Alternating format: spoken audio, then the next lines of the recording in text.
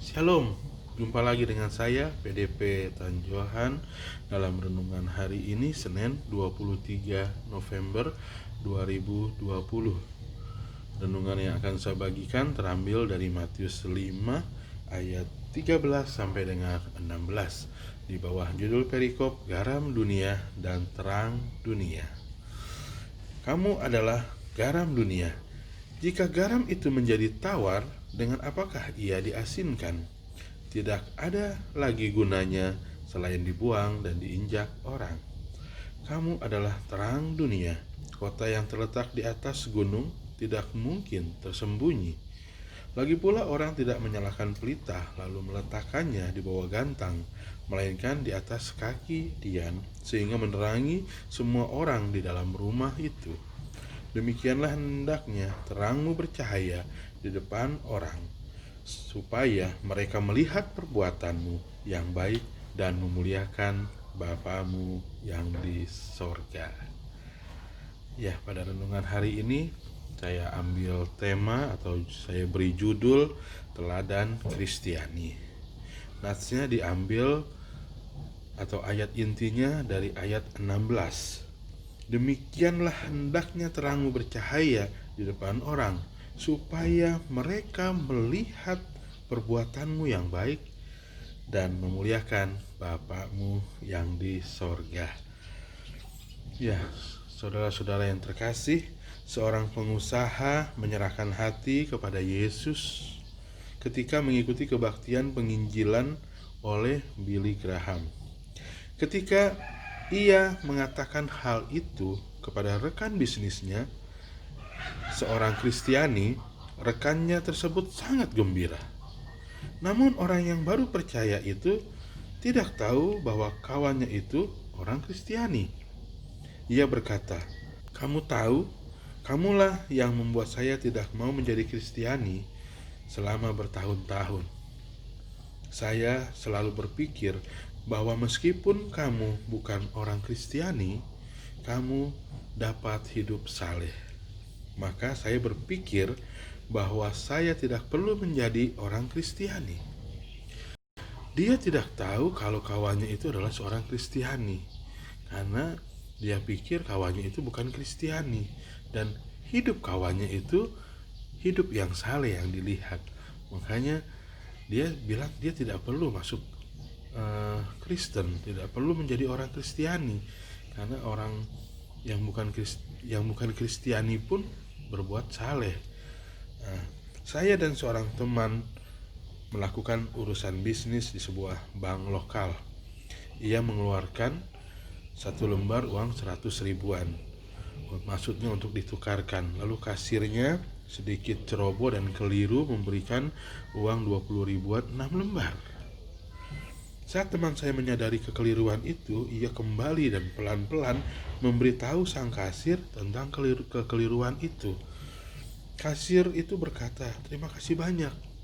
Jika Anda tidak kembali, pasti saya yang harus mengganti uang yang hilang karena kekeliruan itu.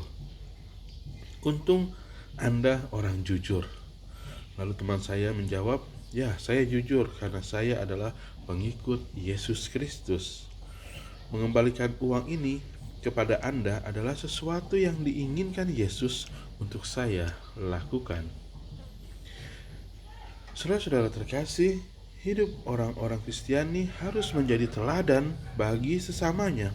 Namun penting juga bagi kita untuk menyatakan sang sumber kekuatan dan kehidupan yang memampukan kita untuk tampil beda. Siapa dia? Yesus Kristus, Tuhan dan Penyelamat kita. Yesus berkata, "Demikianlah hendaknya terangmu bercahaya di depan orang, supaya mereka melihat perbuatanmu yang baik dan memuliakan Bapamu yang di sorga." Kesimpulannya, kata-kata tanpa perbuatan bukanlah kesaksian yang efektif. Ya, saudara-saudara yang terkasih, bagaimana kita bisa meneladani seorang Yesus yang luar biasa, yang jujur, yang apa adanya, sesuai dengan apa yang dikatakan dan apa yang diperbuat, dalam kesalehan dan dalam ketulusan. Oleh sebab itu, jika kita adalah orang-orang percaya yang seturut dengan firman-Nya, maka kita harus menjadi terang di tengah-tengah lingkungan kita, di tengah-tengah sesama kita, dan kita mencontohkan yang baik. Karena perbuatan baik kita bukan untuk keselamatan kita. Kita selamat hanya percaya dan hanya dengan iman. Kita percaya bahwa Yesus adalah Tuhan dan Juru Selamat. Tetapi dengan perbuatan baik itu akan memuliakan Allah, akan memuliakan Tuhan, bahwa kitalah pengikut-pengikut Kristus, murid-murid Kristus yang sesungguhnya, yang selalu memuliakan nama Tuhan.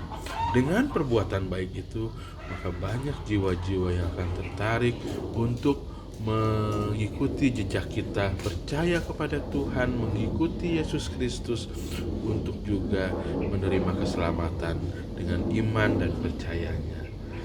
Oleh sebab itu, janganlah kita yang sudah menjadi orang percaya malah menjadi batu sandungan. Apa yang kita ucapkan tidak sesuai dengan apa yang kita perbuat. Dan kejujuran dan juga keterbukaan, kasih yang kita terapkan, itulah yang akan membawa jiwa-jiwa juga untuk dapat juga menjadi murid-murid Kristus. Akhirnya mereka semua percaya dan menerima keselamatan seperti kita. Tuhan rindu untuk kita dipakai menjadi alat kemuliaan-Nya, untuk memuliakan namanya dalam setiap ucapan kita, perbuatan kita, bahkan di dalam buah-buah pikiran kita. Nama Tuhan dipermuliakan. Amin. Tuhan Yesus memberkati kita semua. Shalom.